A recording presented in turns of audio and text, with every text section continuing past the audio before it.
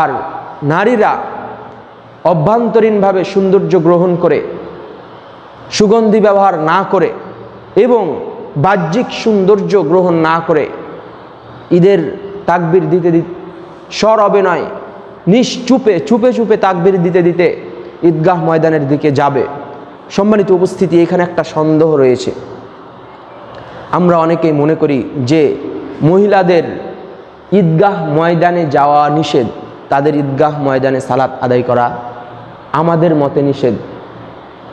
দেখুন, রাসূল সাল্লাল্লাহু আলাইহি ওয়াসাল্লাম এতটা গুরুত্ব আরোপ করেছেন মহিলাদের ঈদগাহে যাওয়ার জন্য যে উম্মে আতিয়া রাদিয়াল্লাহু আনহু বলছেন যে আমারনা রাসূল সাল্লাল্লাহু আলাইহি ওয়াসাল্লাম আমাদেরকে আদেশ দিতেন। কিসের আদেশ দিতেন? আন নুখরিজাল আওয়াতিকা ওয়াল হুয়াদা ফিল ঈদাইনি, দুই ঈদে যারা সাবালিকা এবং এমনকি যারা ঋতুবতী এই মহিলাদেরকেও আমাদেরকে বের করে ঈদের সালাতে উপস্থিত করার জন্য আদেশ দিতেন, যাতে তারা ইয়াশহাদনা উপস্থিত হতে পারে কিসে? আল খায়রা, যাতে তারা কল্যাণ, ঈদের দিন যে একটা কল্যাণ, সেই কল্যাণে তারা উপস্থিত হতে পারে, অংশগ্রহণ করতে পারে। এবং অদাওয়াতাল মুসলিমিন, মুসলিমদের ঈদের দিন যে দোয়া হয় সেটা সম্মিলিত নয়, বরং রাসূল সাল্লাল্লাহু আলাইহি ওয়াসাল্লাম যেভাবে দোয়া করেছেন সেইভাবে। তো যাতে তারা মুসলিমদের দোয়ায় অংশগ্রহণ করতে পারে। তবে তাজিলু অর্থাৎ যারা ঋতুবতী মহিলা, এরা সালাতের কাতারের বাইরে থাকবে, এক পাশে থাকবে। তো ঈদের সালাত মহিলাদের মসজিদে আদায় হবে না, এটা রাসূল সাল্লাল্লাহু আলাইহি ওয়াসাল্লাম বহু হাদিসে বলেছেন। প্রত্যেক হাদিসে রাসূল সাল্লাল্লাহু আলাইহি ওয়াসাল্লাম আন আবি হুরায়রা রাদিয়াল্লাহু আনহু قال كان النبي صلى الله عليه وسلم يخرج يوم الفطر والأضحى إلى المصلى وأول شيء أبدأ به الصلاة ثم ينصرف فيقوم مقابل الناس والناس على صفوفهم فيعظهم ويأمرهم الحمد لله।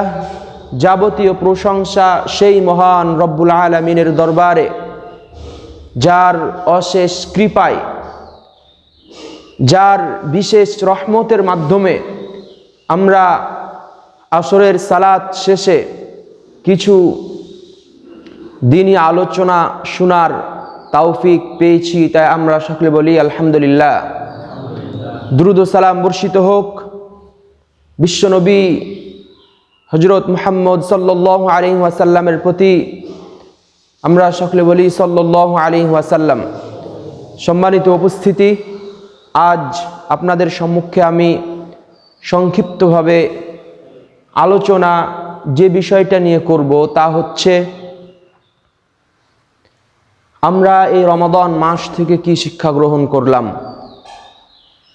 যেই 22টা রমাদান আমাদের মাঝ থেকে বিদায় নিয়েছে, সেই 22টা রমাদানে আমরা কি শিখলাম, এবং তারপরে সংক্ষিপ্তভাবে আলোচনা করব যাকাতুল ফিতর, তারপরে সংক্ষিপ্তভাবে আলোচনা করব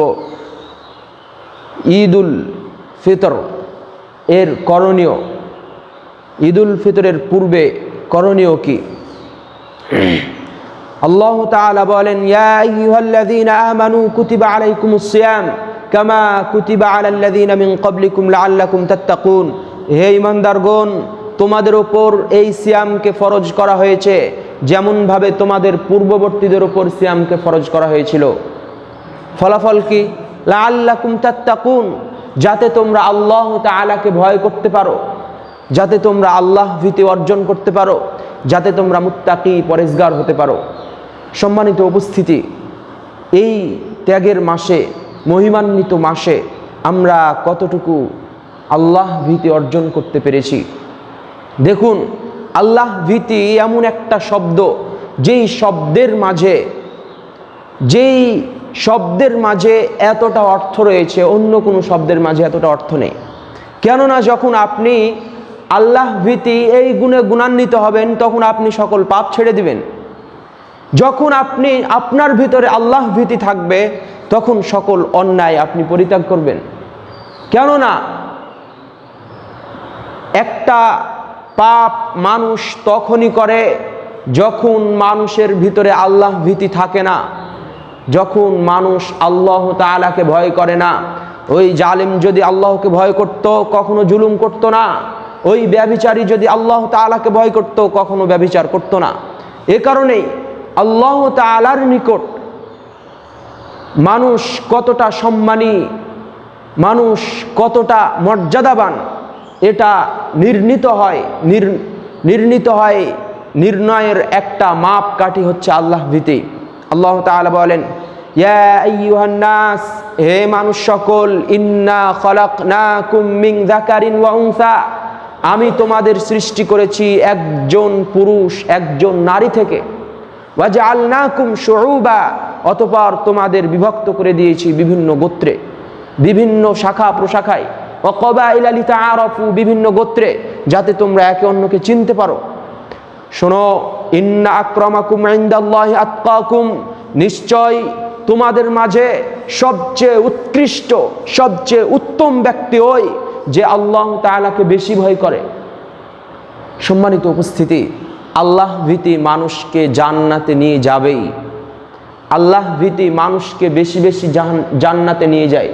কেননা রাসূল সাল্লাল্লাহু আলাইহি ওয়াসাল্লাম তিনি বললেন যে আতাদরুনা আকসারু মা ইদখিলুন নাস আল জান্নাহ, তোমরা কি জানো মানুষকে সবচেয়ে কোন জিনিস বেশি জান্নাতে নিয়ে যায়?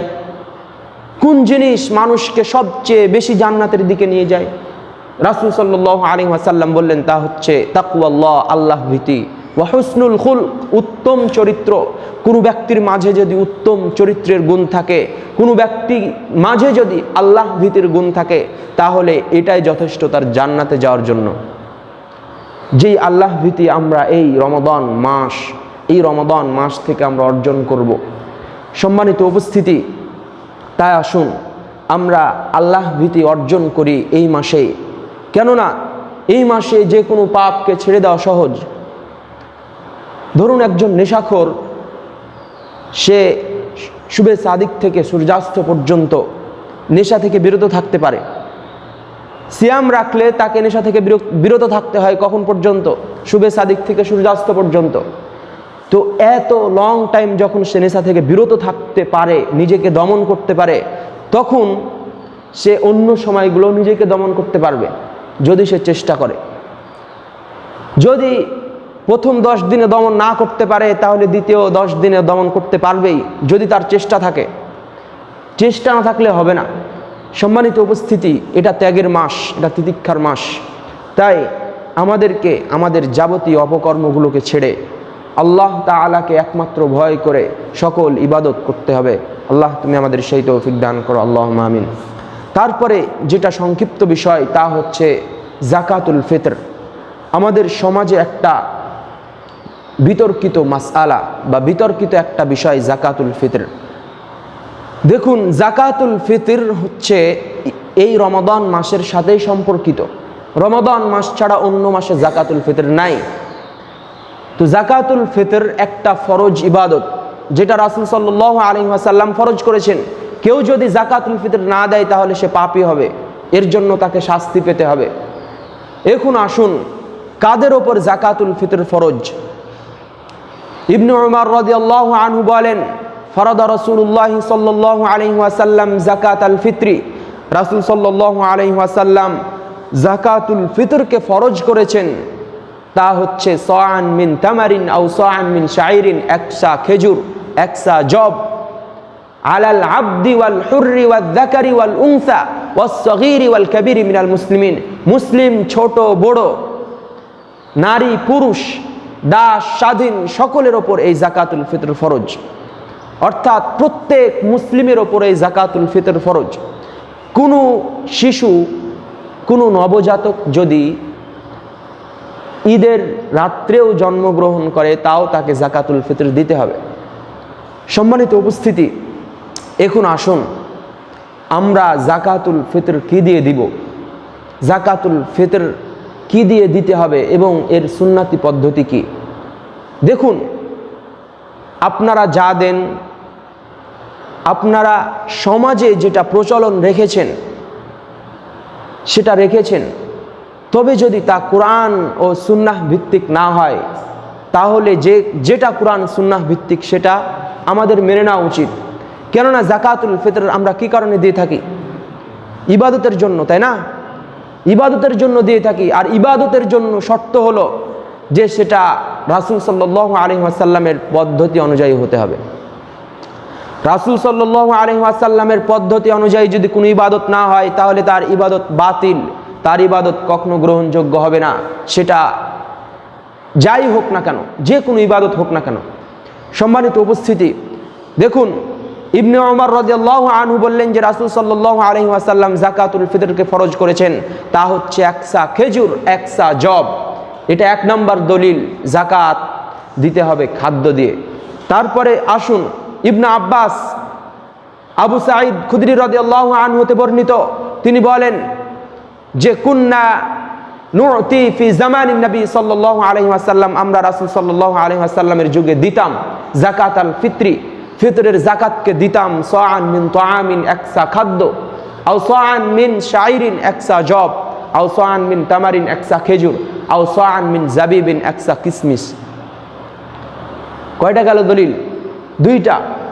এই হাদিসেও রাসূল সাল্লাল্লাহু আলাইহি ওয়াসাল্লাম বললেন যে, এই হাদিসেও আবু সাঈদ খুদরি রাদিয়াল্লাহু আনহু বললেন যে আমরা রাসূল সাল্লাল্লাহু আলাইহি ওয়াসাল্লামের যুগে আমাদের খাদ্য দিয়েই যাকাত দিতাম। শুধু তাই নয়, ইমাম বুখারী রাহিমাহুল্লাহ তার বুখারী গ্রন্থে 9টি হাদিস বর্ণনা করেছেন, যার প্রত্যেকটা হাদিস প্রমাণ করে রাসূল সাল্লাল্লাহু আলাইহি ওয়াসাল্লামের যুগে, সাহাবীদের যুগে এবং তাবেঈদের যুগে যাকাতুল ফিতর আদায় হতো খাদ্য দিয়ে। ইমাম মুসলিম রাহিমাহুল্লাহ 2টা হাদিস বর্ণনা করেছেন। এগুলো সহ কুতুবে সিত্তা, আবু দাউদ, নাসাই, তিরমিজি, ইবনু মাজাহ, এই গ্রন্থগুলোতে মোট 41টি হাদিস বর্ণিত রয়েছে, যার প্রত্যেকটা হাদিস হচ্ছে যাকাতুল ফিতর দিতে হবে খাদ্য দিয়ে। যাকাতুল ফিতর হবে খাদ্য। এমনকি রাসূল সাল্লাল্লাহু আলাইহি ওয়াসাল্লাম বলছেন যাকাত, রাসূল সাল্লাল্লাহু আলাইহি ওয়াসাল্লাম যাকাতুল ফিতরকে ফরজ করেছেন তুহরাতান লিসায়েম, রোজাদার ব্যক্তিকে, তার রোজাদার ব্যক্তির সিয়াম সাধনাকে যাবতীয় পাপ পঙ্কিলতা থেকে মুক্ত করার জন্য এই যাকাতুল ফিতরকে ফরজ করা হয়েছে। আর কিসের জন্য? তুমাতান লিল মাসাকিন, মিসকিনদের খাদ্য স্বরূপ। এটা মিসকিনদের যাতে খাদ্য হয়, এই জন্য রাসূল সাল্লাল্লাহু আলাইহি ওয়াসাল্লাম যাকাতুল ফিতরকে ফরজ করেছেন। সম্মানিত উপস্থিতি, এখন আসুন আমার আপনার করণীয় কি। দেখুন, যাকাতুল ফিতর একটা বড় ইবাদত, একটা কি বড় ইবাদত। আমরা এই ইবাদত কি কারণে করে থাকি? মানুষকে দেখানোর জন্য, দলীয় কারণে, কারো মতকে বাস্তবায়ন করার জন্য। কি কারণে ইবাদত করে থাকি? আল্লাহ তাআলাকে সন্তুষ্ট অর্জন করার, আল্লাহ তাআলার সন্তুষ্টি অর্জনের জন্য নয় কি? আমরা সালাত আদায় করি কি কারণে? কি কারণে বলেন? আল্লাহ সন্তুষ্টি অর্জনের জন্যই তো। আমরা যে সিয়াম সাধনা করছি কি কারণে? আল্লাহর সন্তুষ্টি অর্জনের জন্য না মানুষকে দেখানোর জন্য? আল্লাহর সন্তুষ্টি অর্জনের জন্য, সওয়াবের আশায়, জাহান্নাম থেকে বাঁচার আশায়, তাই না? তো আমরা যে সালাত আদায় করছি, এই সালাতটা তখনই কবুল হবে যখন সেটা হবে রাসূলের পদ্ধতি অনুযায়ী। এখন ধরুন কেউ সারা জীবন সালাত আদায় করলো, সারা জীবন সিয়াম সাধনা করলো, কিন্তু রাসূল সাল্লাল্লাহু আলাইহি ওয়াসাল্লামের পদ্ধতি অনুযায়ী হলো না, তাহলে কি সেই সালাত, সেই সিয়াম কি হবে? হবে বলেন? রাসূল সাল্লাল্লাহু আলাইহি ওয়াসাল্লাম বলছেন যে জোহরের সালাত 4 রাকাত, আসরের সালাত 4 রাকাত, মাগরিবের সালাত 3 রাকাত, ইশারের সালাত 4 রাকাত। তো এর বাইরে কেউ যদি জোহরের সালাতকে 6 রাকাত, আসরের সালাতকে 2 রাকাত, মাগরিবের সালাতকে 3 রাকাত, 4 রাকাত আদায় করে, তাহলে কি সেই সালাত গ্রহণযোগ্য হবে? হবে না। কারণ কি? সেটা রাসূল সাল্লাল্লাহু আলাইহি ওয়াসাল্লামের পদ্ধতি অনুযায়ী হয়নি। বুঝতে পেরেছেন কথা? তো যাকাতুল ফিতর একটা ইবাদত, যে ইবাদতের জন্য রাসূল সাল্লাল্লাহু আলাইহি ওয়াসাল্লামের অনুসরণ, রাসূল সাল্লাল্লাহু আলাইহি ওয়াসাল্লামের পদ্ধতি অনুযায়ী হওয়াটা একান্ত আবশ্যক। ধরুন সমাজে বিভিন্ন জিনিস প্রচলন থাকে, কিন্তু সেই প্রচলন যদি রাসূল সাল্লাল্লাহু আলাইহি সাল্লামের পদ্ধতি অনুযায়ী না হয় তাহলে সেটা আমরা কখনো গ্রহণ করব না। তো আমাদের সমাজে যদি টাকা প্রচলন থাকে, দেখুন 41টি হাদিস এসেছে খাদ্য সম্পর্কে। আপনি যদি পুরো হাদিস গ্রন্থ, হাদিসের দরিয়া যতগুলো হাদিস রয়েছে সব হাদিস যদি ঘাঁটেন, সব হাদিসগুলো যদি পড়ে দেখেন, তাহলে কোনো জায়গায় পাবেন না যে রাসূল সাল্লাল্লাহু আলাইহি সাল্লাম, সাহাবী, তাবেঈ তারা টাকা দিয়ে যাকাত দিয়েছেন। বরং আবু বকর রাদিয়াল্লাহু আনহুর যুগে যদি দেখতে যান, উমর রাদিয়াল্লাহু আনহুর যুগে যদি দেখতে চান, উসমান রাদিয়াল্লাহু আনহুর যুগে দেখতে চান, আলী রাদিয়াল্লাহু আনহুর যুগে যদি দেখতে চান, তাহলে প্রত্যেকটা যুগেই কিন্তু কি ছিল? সাদাকাতুল ফিতর খাদ্য দিয়েই ছিল। সম্মানিত উপস্থিতি, রাসূল সাল্লাল্লাহু আলাইহি ওয়াসাল্লামকে যেই সকল বিষয় প্রয়োজন, যেই সকল বিষয় পরে ঘটতে পারে, সেগুলোকে আল্লাহ জানিয়ে দেয়নি। যেমন দাজ্জাল আসবে, ইমাম মাহদি আসবে, এগুলো আমরা কিভাবে জানলাম? রাসূল সাল্লাল্লাহু আলাইহি ওয়াসাল্লাম বলেছেন, তাই না? তাই আমরা জেনেছি যে এই কিয়ামতের আগে দাজ্জাল আসবে, তার বড় ফিতনা হবে। অতএব তোমরা সূরাতুল কাহাফ শুক্রবারে তেলাওয়াত করো, তাহলে তোমরা দাজ্জাল থেকে বাঁচতে পারবে। সূরা কাহাফের প্রথম 10 আয়াত মুখস্থ করো, তাহলে তোমরা দাজ্জাল থেকে বাঁচতে পারবে। এইভাবে করে রাসূল সাল্লাল্লাহু আলাইহি ওয়াসাল্লাম আমাদের সতর্ক করেছেন। তো ওই যুগে দিনার দিরহাম ছিল কি ছিল না? ছিল কি ছিল না বলেন? ছিল। কিন্তু রাসূল সাল্লাল্লাহু আলাইহি ওয়াসাল্লাম তখনও দিনার দিরহাম দিয়ে কিন্তু যাকাতুল ফিতর আদায় হয়নি। যদি সেটার প্রয়োজন হতো তাহলে অবশ্যই আল্লাহ তাআলা তাকে ওহীর মাধ্যমে জানিয়ে দিতেন যে পরবর্তীতে মানুষ খাদ্যের পরিবর্তে টাকা দিতে পারে বা মানুষের বেশি প্রয়োজন হতে পারে টাকা, এই জন্য এই সময়ও তুমি কিছু প্রচলন করো, টাকা দিয়ে যাকাতের একটা প্রচলন তুমি সাহাবীদের দেখিয়ে দাও। আল্লাহ পারতেন না? আল্লাহ পারতেন, কিন্তু এরকম কোনো প্রমাণ নেই। আর আল্লাহ তাআলা জানিয়ে দেননি, রাসূল সাল্লাল্লাহু আলাইহি ওয়াসাল্লাম করেননি, সাহাবীগণ করেননি। শুধুমাত্র কিছু আলেমের মত অনুযায়ী কি আমরা 41টা হাদিসকে ফেলে দিব? দেখুন, তারপরেও দেখুন আমরা এটা কি কারণে করি? ইবাদতের জন্য। তো ইবাদত যদি আমাদের কবুল না হয়, তো আপনি যদি 500-1000 টাকা দিয়ে দেন, তাহলে সেটা কি আমাদের কোনো কাজে আসবে? কাজে আসবে। আমরা টাকা দিই কি কারণে? ইবাদত করার জন্য নয় কি? আমাদের সিয়ামগুলো কি পবিত্র করার জন্য নয়? সেজন্যই তো আমরা করে থাকি। কিন্তু যদি আমাদের ইবাদত কবুল না হয়, তাহলে আমাদের টাকা দিয়ে লাভ কি হলো? দেখুন, আপনি যাকাতুল ফিতর খাদ্য দিয়ে দিলে 100% যদি কবুল হওয়ার সম্ভাবনা থাকে, 100% কবুল হবে যদি একজন মানুষ একনিষ্ঠভাবে আল্লাহ তাআলার জন্য দিয়ে থাকে। তাহলে যদি তার খাদ্য হালাল হয়, তাহলে 100% কবুল হবে। কারণ রাসূল সাল্লাল্লাহু আলাইহি ওয়াসাল্লামের স্পষ্ট হাদিস, একটা নয় 41টা। কয়টা? আর টাকা দিয়ে যাকাত আদায় করলে হতে পারে, হবে, এর গ্যারেন্টি কি আছে? কোনো হাদিস আছে? শুধু কিছু আলেমের কথা, শুধু কিছু আলেমের মত, এর কোনো গ্যারেন্টি নেই। তো আমরা যেহেতু ইবাদতের জন্যই কাজটা করছি, আমরা আমাদের সিয়ামকে পবিত্র করার জন্য একটা বড় ইবাদত হিসেবে এই কাজটা করছি, তাহলে আমাদের সেটা রাসূল সাল্লাল্লাহু আলাইহি ওয়াসাল্লামের পদ্ধতি অনুযায়ী হওয়া উচিত এবং আমরা সেটাই করার চেষ্টা করব, তবেই না আমাদের ইবাদত কবুল হবে। সম্মানিত উপস্থিতি, এখন আসুন যে যাকাতুল ফিতর আমরা কাকে দিব, কার মাঝে বিতরণ করব? রাসূল সাল্লাল্লাহু আলাইহি ওয়াসাল্লাম বলছেন, তু'মাতান লিল মাসাকিন। এই যাকাতুল ফিতরটা হচ্ছে মিসকিনদের খাদ্য। তো মিসকিন, ফাকির, এদেরকে আমরা এই যাকাতুল ফিতরটা দিব। কখন দিব? কোন সময়ে দিব? দেখেন, 3টা সময়ের কথা হাদিসে উল্লেখ রয়েছে, তার 2টা হচ্ছে বৈধ আর একটা অবৈধ। রাসূল সাল্লাল্লাহু আলাইহি ওয়াসাল্লাম বলছেন, ওয়া আমারা বিহা আন তুআদ্দা ক্বাবলা খুরুজিন নাস ইলা সালাহ। রাসূল সাল্লাল্লাহু আলাইহি ওয়াসাল্লাম যাকাতুল ফিতরকে আদায় করার আদেশ দিয়েছেন মানুষ সালাতে যাওয়ার পূর্বে। তো যেই দিন আমাদের সিয়াম সাধনা শেষ হবে, যেই দিন শেষ হবে, সেই দিন সূর্য ডুবার পর থেকে সালাতে যাওয়ার পূর্ব পর্যন্ত একটা সময়, এই সময়টা হচ্ছে অধিক উত্তম। এই সময় কেউ যদি যাকাতুল ফিতর আদায় করে, তাহলে তার যাকাতুল ফিতরটা সর্বোত্তম হবে। দ্বিতীয় সময় হচ্ছে বৈধ। কেউ যদি ঈদের একদিন অথবা 2 দিন পূর্বেও আদায় করে তাহলে তার জাকাতুল ফিতর আদায়টা বৈধ হবে এবং এর জন্য সে সওয়াব পাবে। কিন্তু কেউ যদি ঈদের সালাতের পরে আদায় করে তাহলে তার জাকাতুল ফিতর গ্রহণযোগ্য হবে না, বরং সেটা সাধারণ একটা দান হবে।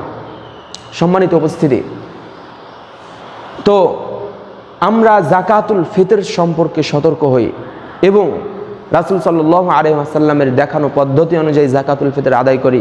আল্লাহ তুমি আমাদের সেই তৌফিক দান করো, আল্লাহুম্মা আমিন। তৃতীয় যে বিষয়, সেটা ঈদের সালাতের পূর্বে কিছু করণীয় রয়েছে যেগুলো হয়তো আমাদের সমাজে বিভিন্ন বিকৃতভাবে প্রচলন হয়। যেমন ঈদের সালাতের পূর্বের করণীয়র মধ্যে জাকাতুল ফিতর আদায় শেষ করতে হবে। জাকাতুল ফিতর ঈদের সালাতের পূর্বেই শেষ করতে হবে। এর কাজ বন্টন থেকে শুরু করে সকল কাজ ঈদের সালাতের পূর্বেই শেষ করতে হবে। এ কারণে রাসূল সাল্লাল্লাহু আলাইহি ওয়াসাল্লাম ঈদুল ফিতরের সালাতকে একটু দেরি করতে বলেছেন আর ঈদুল আজহার সালাতকে তাড়াতাড়ি শেষ করতে বলেছেন সূর্য ওঠার পরে, আর ঈদুল ফিতরের সালাতকে দেরি করতে বলেছেন। সম্মানিত উপস্থিতি, প্রথম কাজ হচ্ছে জাকাতুল ফিতরের কাজ শেষ করা। তারপরে পুরুষরা মেশওয়াক করে, গোসল করে, সুগন্ধি ব্যবহার করে, সুসজ্জিত হয়ে তাকবীর দিতে দিতে ঈদগাহ ময়দানের দিকে রওনা হবে। আর নারীরা অভ্যন্তরীণভাবে সৌন্দর্য গ্রহণ করে, সুগন্ধি ব্যবহার না করে এবং বাহ্যিক সৌন্দর্য গ্রহণ না করে ঈদের তাকবীর দিতে দিতে স্বর অভিনয় নিশ্চুপে চুপে চুপে তাকবীর দিতে দিতে ঈদগাহ ময়দানের দিকে যাবে। সম্মানিত উপস্থিতি, এখানে একটা সন্দেহ রয়েছে। আমরা অনেকেই মনে করি যে মহিলাদের ঈদগাহ ময়দানে যাওয়া নিষেধ, তাদের ঈদগাহ ময়দানে সালাত আদায় করা আমাদের মতে নিষেধ।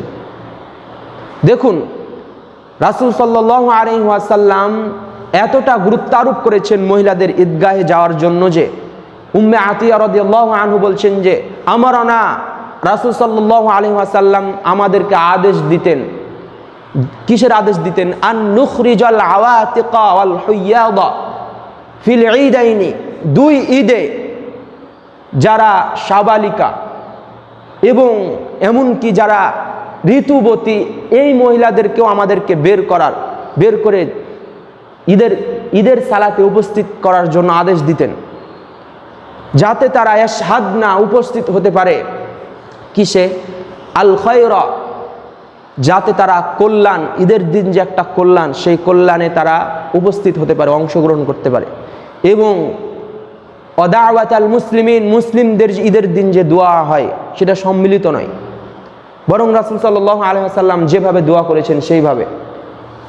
তো যাতে তারা মুসলিমদের দোয়ায় অংশগ্রহণ করতে পারে। তবে তাজিলু অর্থাৎ যারা ঋতুবতী মহিলা, এরা সালাতের কাতারের বাইরে থাকবে, এক পাশে থাকবে। তো ঈদের সালাত মহিলাদের মসজিদে আদায় হবে না, এটা রাসূল সাল্লাল্লাহু আলাইহি ওয়াসাল্লাম বহু হাদিসে বলেছেন। প্রত্যেক হাদিসে রাসূল সাল্লাল্লাহু আলাইহি ওয়াসাল্লাম বলেছেন যে মহিলারা কোথায় যাবে?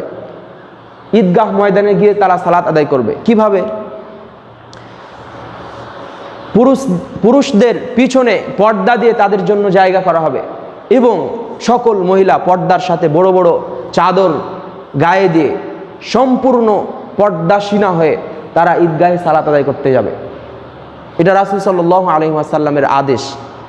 আমরা সমাজে যাই করি না কেন, আমাদের বিপক্ষে যাই হোক না কেন, আমাদের মতের বিপক্ষে যাক না কেন, দেখুন, কেউ যদি বলে এখন মহিলারা নিরাপদ নয়, কেউ যদি বলে এখন ঈদগাহে যাওয়াটা মহিলাদের জন্য নিরাপদ রাস্তা নয়, তবুও দেখুন রাসূল সাল্লাল্লাহু আলাইহি ওয়াসাল্লাম কোনোভাবে মহিলাদেরকে মসজিদে সালাত আদায় করার নির্দেশ দেননি, করতে বলেননি। যদি কোনো ওজর না থাকে তাহলে বৃষ্টির বা অন্য কোনো কারণ। তবে রাসূল সাল্লাল্লাহু আলাইহি ওয়াসাল্লাম তিনি জানতেন যে পরবর্তী যুগে ফিতনা আসবে। রাসূল সাল্লাল্লাহু আলাইহি ওয়াসাল্লাম জানতেন না? জানতেন। কেননা আল্লাহ তাআলা তাকে অনেক কিছু জানিয়ে দিয়েছিলেন। পরবর্তী যুগে নারীর ফিতনা আসবে, আরও কত কি ফিতনা আসবে। তিনি জানার পরেও কেন মহিলাদেরকে ঈদগাহে যাওয়ার আদেশ দিলেন? যদি আমরা এটা মনে করে থাকি যে এখন নিরাপদ নয়, এখন মহিলাদেরকে ঈদগাহে যেতে দেওয়া হবে না, তাহলে আপনি হাদিসের অপেক্ষা করবেন, রাসূলের বিরুদ্ধাচরণ করবেন। কেননা রাসূল সাল্লাল্লাহু আলাইহি ওয়াসাল্লাম তখন জানতেন। রাসূল সাল্লাল্লাহু আলাইহি ওয়াসাল্লামকে এইটা যদি হতো, এটাই বিধান হতো, তাহলে আল্লাহ জানিয়ে দিতেন। সম্মানিত উপস্থিতি, কাজে আমাদেরকে সাধ্যমতো চেষ্টা করতে হবে রাসূল সাল্লাল্লাহু আলাইহি ওয়াসাল্লামের আদেশকে বাস্তবায়ন করার। তারপরে আসুন, রাসূল সাল্লাল্লাহু আলাইহি ওয়াসাল্লাম এই ঈদুল ফিতরের দিনে বিজোড়া খেজুর খেয়ে যেতেন অথবা অন্য কোনো কিছু খেয়ে যেতেন। রাসূল সাল্লাল্লাহু আলাইহি ওয়াসাল্লাম বলছেন, লা ইয়াগদু ইয়াউমাল ফিত্রি, তিনি ঈদুল ফিতরে সকালে বের হতেন না, তিনি মুসাল্লায় যেতেন না, হাত্তা ইয়াকুলা তামারাতিন, যতক্ষণ পর্যন্ত না তিনি খেজুর খেতেন, ওয়া ইয়াকুলুহুন্না বিত্রান, আর তিনি বিজোড়া খেজুর খেতেন, 3টা 1টা 5টা এইভাবে বিজোড়া খেজুর খেয়ে তিনি ঈদের সালাতে বের হয়ে যেতেন। ঈদের সালাতে যখন আমরা বের হব ঈদুল ফিতরে, তখন আমরা কিভাবে যাব? আমরা খাওয়া দাওয়া খেয়ে যাব, সেটা খেজুর হোক, সেটা যাই হোক, আমরা খেয়ে যাব, এটা রাসূল সাল্লাল্লাহু আলাইহি ওয়াসাল্লামের সুন্নাত। অপরপক্ষে ঈদুল আযহা, ঈদুল আযহার দিনে অর্থাৎ কুরবানি ঈদে রাসূল সাল্লাল্লাহু আলাইহি ওয়াসাল্লাম না খেয়ে যেতেন, তিনি তখন খেতেন না, বরং তিনি নামাজ পড়ে কুরবানি করে তারপরে খেতেন।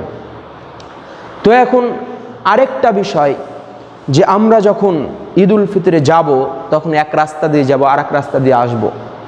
কেননা রাসূল সাল্লাল্লাহু আলাইহি ওয়াসাল্লাম কানা ইয়াউমাল ফিত্রি ইউখালিফু আত-তারিক, রাসূল সাল্লাল্লাহু আলাইহি ওয়াসাল্লাম রাস্তা পরিবর্তন করতেন, তিনি এক রাস্তা দিয়ে যেতেন আর এক রাস্তা দিয়ে আসতেন।